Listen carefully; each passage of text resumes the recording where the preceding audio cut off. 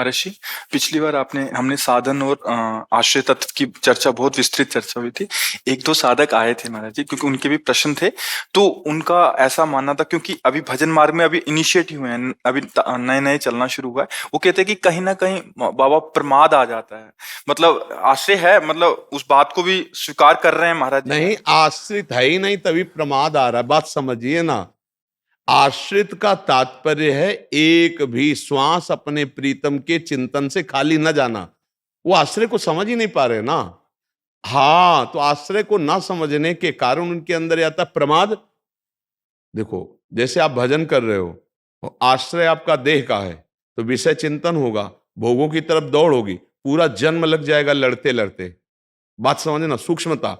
अब हमारा आश्रय श्री भगवान है, अंदर से एकदम पूर्ण भगवद आश्रित है। अब उसकी पहचान क्या है कि भगवान की आज्ञा का पालन करना। भगवान आज्ञा कर रहे हैं, मच्चित्ता मदगत प्राणा बोधयंता परस्परम कथयन्ति च माम नित्यम तुष्यन्ति च रमन्ति च तेषाम सतत युक्तानाम भजताम प्रीतिपूर्वकम। मेरा सतत भजन करे, अनन्य चिंतयन्तो माम ये जना परिपास। मेरा अनन्य चिंतन, ये है आश्रय। आश्रय का मतलब क्या समझते हैं?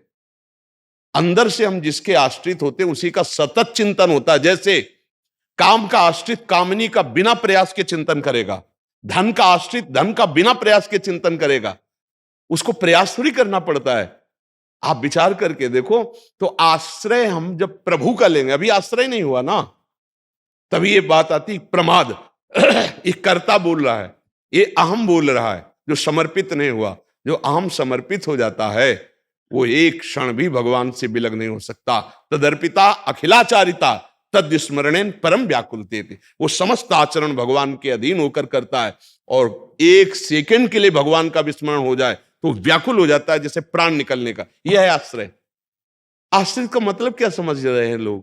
कहना कि साधन सुधन अभी नहीं करेंगे, केवल हम तो पढ़े हैं व्यास पुरुष से। ये तो कायर पुरुष है, ये कायर पुरुष है। ये भगवद आश्रित थोड़ी है, भगवद आश्रित थोड़ी है। भगवद आश्रित है अपने कर्तव्य का पालन करते हुए, उसमें अहम नहीं है। ये श्री भगवान करा रहे हैं। एक क्षण के लिए भी भगवत आज्ञा का उल्लंघन नहीं हो, भजन का तार न टूटे, उसे भगवद आश्रित कहते हैं। आश्रय का मतलब ये तो प्रमाद है, ये तो कायरता है, ये तो कर्म का चोरी करना है कि हमें अपने जो अंदर वेग आ रहा है सेवा भजन साधन का, बोले नहीं हमें ये नहीं करना, हम तो आश्रित हैं। ऐसा कैसी बात है? कब ऐसा उपदेश दिया गया? उस मर्जी इस बात का ऐसा भाव ले लेते हैं जो मतलब अभी चले नहीं है। हाँ, तो उनको ये आकर के निराकरण करना चाहिए कि ऐसा आश्रय का मतलब ऐसा नहीं होता है। आश्रय का मतलब होता है कि जैसे अभी आप स्वीकार किए मैं गृहस्थ हूं, आप स्वीकार किए मैं पुरुष हूं, आप स्वीकार किए मैं साधक हूं। आपको ये स्वीकार करना मैं श्री भगवान का हूं, श्री भगवान मेरे।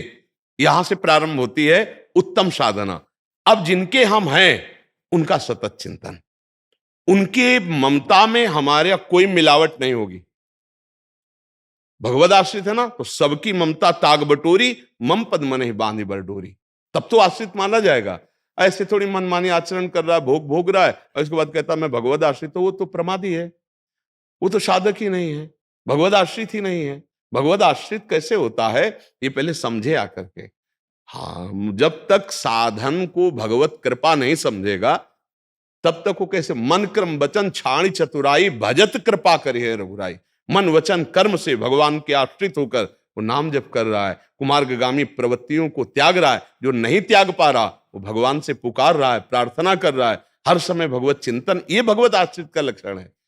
ये जो लोग कहते हैं भगवत आश्रय से प्रमाद है, वो समझ ही नहीं पा रहे भगवत आश्रय किसे कहते हैं। व्यास भरोसे कुंवर के सुवत पांव का पसार का तात्पर्य है पूर्ण काम महापुरुष।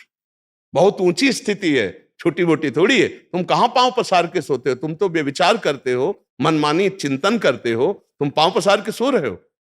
मतलब क्रियाओं को बाहर ना प्रकट होने देना, तो अंदर क्रियाएं तो हो रही हैं, आपके अंदर चिंतन तो चल रहा है। आश्रित किसके? विषय के, शरीर के, भोगों के, अहम के। ये चीज समझना पड़ेगा। आश्रय से ही भगवत प्राप्ति होती है का तात्पर्य है जिसका हम आश्रय लेते हैं उसका सतत चिंतन होता है, जिसका हम आश्रय लेते हैं उसके विरुद्ध कभी आचरण नहीं होता है, जिसका आश्रय लेते हो हमारा प्राण प्यारा होता है, जिसका आश्रय लेते हैं उसके सिवा हमारा कोई नहीं होता। जैसे मीरा जी ने गिरधर का आश्रय लिया तो कहती मेरे तो गिरधर गोपाल दूसरो ना कोई। तो रात दिन क्या हो रहा है? गिरधर का चिंतन हो रहा है। आप देखो, जिसका आश्रय लियो आपका चिंतन हो रहा है कि नहीं? आप कभी माला लेकर संसार का जप करते हैं कि आसन में बैठकर ध्यान करते हैं? क्यों? क्योंकि आपने शरीर का आश्रय ले लिया, शरीर भोगों के आश्रित है, तो भोगों का स्वाभाविक चिंतन हो रहा है। हमें नाना प्रकार की जितनी चिंतन वृत्तियां हैं वो सब शरीर आश्रय से है। इसी आश्रय को हटा के भगवद आश्रय में लगाना है।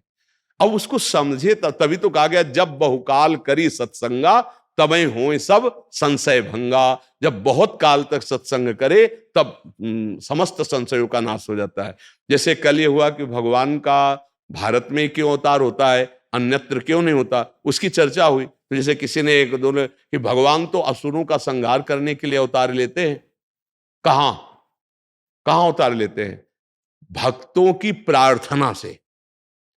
नहीं, असुर किसे कहते हैं? जो पराई माता बहनों से व्यभिचार करता है, जो दूसरे के शरीरों का नाश करके मांस खाता है, जो कोई भी धर्म मर्यादा को नहीं मानता है, मनमानी आचरण करता है। ये विदेशों में ज्यादा पाया जाता है, नहीं पाया जाता? आप विचार करके देखो, मनमानी आचरण है ना, तो वहां भगवान का क्यों अवतार नहीं हो गया?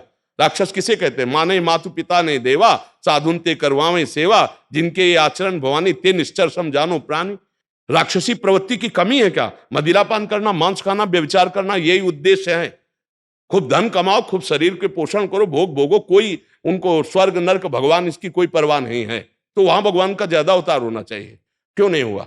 असुर भाव इसी को तो कहते हैं कि भगवत प्रेमी महात्माओं की आराधना, उनको सखा भाव से तो भगवान अवतरित होकर सखा, एक संकल्प में दुष्टों का विनाश कर देने वाले भगवान दुष्टों के लिए नहीं अवतरित हुए, प्रेमियों के लिए अवतरित हुए।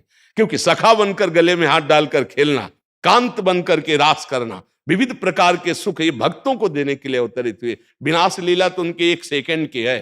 भगवान शिव रूप में तीसरा नेत्र खोल दे, अभी सब भस्म हो जाए। संकर्षण रूप में नीचे से खुशकार कर दें, पूरा ब्रह्मांड भस्म हो जाए। सूर्य भगवान अपने तेज में आ जाए, आग लग जाए। आप क्या समझते हो? विनाश के लिए उनको अवतार लेने की जरूरत है? वो मूल बात उनकी समझने की है। वो अवतार कब लेते हैं? जब सब बड़े बड़े महात्मा व्याकुल होकर उनको पुकारते हैं। वो अवतार कब लेते हैं? सर्वत्र व्याप्त भगवान जब प्रेम से पुकारा जाता है तो अवतरित हो जाते हैं। हरि व्यापक सर्वत्र समाना प्रेम से प्रकट हो। प्रेम कहां है? भगवत प्रेमी महात्माओं के। वो कहां है? भारत भूमि में। जितेंद्रीय धर्मनिष्ठ प्राणों का समर्पण करके भगवान की आराधना में अपने को भस्म कर दिया, वो महात्मा सजयति सजयति, वो जय जय को प्राप्त हुए। ये बातें बनाने से थोड़ी है, बातें बनाने से थोड़ी है। बस समझना है भगवान की बात। ये बिना आराधना के वाले जो बुद्धि के हैं, ये ऐसे तर्क वितर्क छोड़ते रहते, समझते नहीं। भगवान का आश्रय और उसका चिंतन बिगड़ जाए, कैसी बात करते हो? अहम का आश्रय, देह भाव देहाभिमान का आश्रय, अब भोगों में चिंतन जाएगा। तो हमारा पूरा जीवन लग जाता है आश्रय होने में, आश्रित होने में पूरा जीवन लग जाता है। और जिस दिन सच्चा आश्रय आया उसी दिन भगवत साक्षात्कार हो जाएगा। शरणागति प्रारंभ से लेकर के जीवन भर शरणागति होती रहती है। तनुवांग मनोभीर अमलई सोहम तविवाश्रिता, शरीर से, वाणी से, मन से और स्वयं से शरणागति। अब प्रारंभ से वचन से होती है, नाथ मैं आपकी शरण में हूं। अब पूर्ण हो गई क्या इसी से? अब तुम्हारे आचरण पूरे शरणागति होने चाहिए। तो शरीर की शरणागति हो, मन का संकल्प भगवान के अधीन होना चाहिए, मन का समर्पण हो गया, फिर स्वयं भगवान के आश्रित हो गया। अब शरणागति, अब रंग आ जाएगा उसके अंदर, निश्चिंत निर्भय निशोक, उसके अंदर सच्चिदानंद भाव आ जाएगा। मान जी, आपका कहने का जो सार निकल रहा है कि साधन पक्ष तो चलेगा ही, गुरु आज्ञा से जो मिला है, हाँ, उसके अंदर का बहुत जोर का अहम जो है, हाँ, बल साधन का ना होके प्रभु का हो जाए। हाँ देखो, ये ऐसा मार्ग है कि आगे इतने खतरे हैं कि आपकी साधना में दम नहीं कि उनसे निपट ले। जब काम का आकर्षण होगा और काम की सुविधा माया दे देगी, तो उस समय कोई भी ऐसा सामर्थ्यशाली नहीं पूरी सृष्टि में जो अपने को बचा ले। वो केवल भगवद आश्रित ही बचेगा, दूसरा नहीं बचेगा। दूसरे की सामर्थ्य नहीं है कि बच जाए। उस समय करो सदा तिनके रखवारी, जिम बालक राखे महतारी। बड़े बड़े की बात हम कह रहे, ये बात बनाना अलग बात है। पीछे से हम खा के आके और मुंह ऐसे पोंछ के बैठ गए, वो बात अलग की है। पीछे भी वैसे ही और सामने भी वैसे ही। ये केवल भगवान की कृपा से हो सकता है, अन्यथा दो चेहरे होते हैं, ध्यान रखना। जब बैक में और कैमरे के सामने दोनों एक हो, अर्थात संसार की दृष्टि के सामने और एकांत में भी जिसका एक हो वो भगवद आश्रित होता है। और ऐसा बहुत कठिन है, बहुत कठिन है। बातें बना लेना बहुत सरल है, अच्छे अच्छे ऐसे बोल उठते हैं, ये मार्ग ऐसा है। और जो नहीं बोल उठते वो बैलेंस बना लेते हैं, भोगा सामने, फिर भोगा, फिर ऊपर से अंदर से कुछ हो, वो भगवत साक्षात्कार नहीं होता, वो भगवत प्राप्ति नहीं होती। महाराज जी आपके सत्संग से ही सुना है कि साधन करते करते लास्ट में जब हार जाता है तो आश्रित हो जाता है। आज आपकी कृपा से आप सीधा हमें वो दे रहे हैं, तो क्या जो आपने अनुभव किया हमें आज स्वीकार करने से ही वैसा अनुभव? बिल्कुल। तात स्वर्ग, इस पर ध्यान दिया जाए, तात स्वर्ग अपवर्ग सुख धरी तुलाय कंग, और तूल नताय सकल मिल जो सुख लव सत्संग। सत्संग से जो प्राप्ति होती है वो ना स्वर्ग में और ना मोक्ष से। ऐसा क्यों कहा गया? लव माने बहुत छोटा समय होता है, क्या एक सेकंड में जो उन्होंने जीवन में अनुभव किया वो तुम्हें दे दिया, भगवद आश्रित। और उनकी कृपा से यदि ऐसा आ गया कि हे नाथ मैं आपकी शरण में हूं, बहुत बड़ी बात बन गई। क्योंकि अब भगवान संभालेंगे आपको।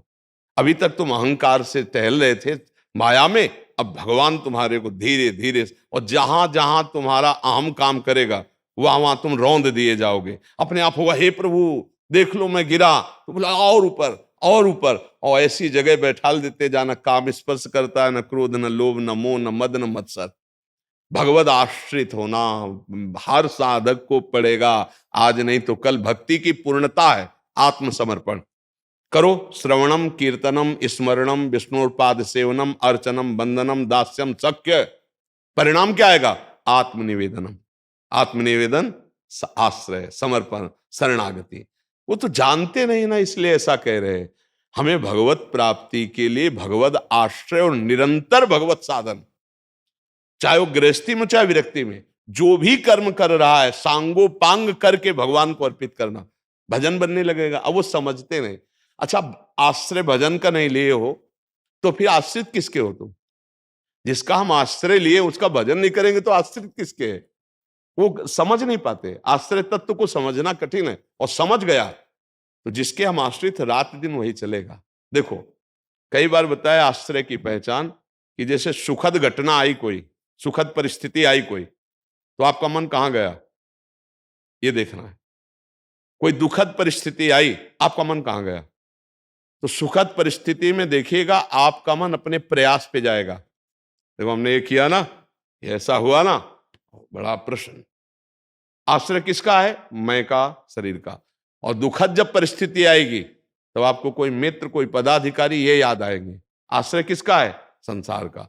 और जब भक्त के जीवन में सुखद परिस्थिति आती है तो भगवान के दुलार को देखता है। ये श्री हरि के दुलार से, कृपा शब्द नहीं, वो दुलार कर रहे हैं। और जब विपत्ति और कठिन परिस्थिति आती है तो वो कृपा का अवलोकन करता है कि भगवान कृपा करके हमारे पापों का मार्जन करके पवित्र कर रहे। दोनों स्थिति में, संकट में भी भगवान की तरफ वृत्ति गई और सुख में भी भगवान की तरफ वृत्ति गई। वो भगवान को भूल कैसे सकता है? आश्रय तत्व पे आज आप जिसके आश्रित हो उसी का ज्यादा चिंतन होगा।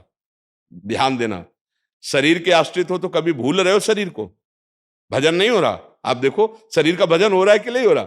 अच्छा, शरीर को जितनी मांगे हैं वो सब चाहिए ना आपको, वही सब आप कर रहे हैं ना। ये आश्रित हो जाओगे तो भगवान के जितने भगवत भाव के सद्गुण हैं वो सब आप में आने लगेंगे। ये अंदर की शरणागति की बात है। प्रारंभ में साधक को चाहिए गुरुजनों का आश्रय लेके उनके बताए हुए साधन पर रति करे। तो आश्रय किसका? गुरु का आश्रय हुआ ना। तो गुरु और भगवान दो हैं क्या? गुरु गोविंद ने भेद कराई। तो आश्रय से ही तो भजन शुरू होता है और भजन से आश्रय परिपक्व हो जाता है। महाराज जी आपने बोला है कि ज्यादा उद्दंडता करोगे तो अपने आप धुलाई भी चालू कर देंगे आपकी। हाँ, इसका क्या? हाँ, इसका मतलब होता है जैसे आप मनमानी आचरण कर रहे हो तो आपको फंसा, जो मन फंसाए है, अब ऐसी जगह फंसोगे कि ऐसी भारी बेइज्जती होगी, कुछ गली में नहीं जाओगे तुम, थर्रा जाओगे, कांप जाओगे, या अंदर से जला दिया जाएगा इतना कि आप कान पकड़ोगे कि प्रभु बस इस बार बचा लो, कभी भूल नहीं करेंगे। और या वहां इतनी तुम्हारी पिटाई हो जाएगी, बेइज्जती हो जाएगी, कुछ गली में नहीं जाओगे। भगवान दो प्रकार से कृपा करते हैं, एक बार समझा के और दूसरी बार घटना पैदा करके। अरे हृदय कांप जाएगा कि भूल से भी नहीं करेंगे। इससे भी आश्रय पुष्ट हो। और क्या, वैसे बड़े करुणा निदान है। वो कहते साम दाम और दंड भेष से सीधे रास्ते लाऊं, नकली से बनाऊं असली, भगत मेरे मुकुटमणि, मैं भक्तन को दास, भगत मेरे मुकुटमणि। ये मेरे मन में ठनी, नकली से बनाऊं असली, झूठा खेले साचा होए। अगर झूठे से ड्रामा से भी भक्ति शुरू की हो, कहा भगवान मैं आपका, अब उनका प्रोसेस शुरू हो जाएगा। अब आपको एक दिन असली बना के वो छोड़ेंगे, असली महात्मा बना देंगे। भगवान बड़े कृपालु हैं, ये हम हृदय की बात कहते हैं। उनके सहारे से ही इस मार्ग में चला जाता है। चाहे उनको गुरु मानो, चाहे भगवान मानो, चाहे ब्रह्म मानो, चाहे परमात्मा, जो भी नाम दो ये एक ही है। बिना आश्रय के साधना तो शुरू ही नहीं होती। अगर आप कुछ भी नाम जब करने लगे तो उसमें किसी संत का आश्रय हुआ, उनकी वाणी का आश्रय हुआ, तभी शुरू होती। तो आश्रय नहीं है क्या है? अब हमारी बात ना मानो और आप कह दो हमारे आश्रित हो, तो कैसे माने जाओगे आश्रित, है ना? तो हम श्री कृष्ण के आश्रित तब हुए जब गीता जी मान रहे हैं। श्री कृष्ण के आश्रित जब हुए जब उनके भक्तों की बात हम मान रहे हैं, उनके भक्तों का संग कर रहे हैं। तो आश्रय बहुत विशाल बात है, उसको समझना पड़ेगा।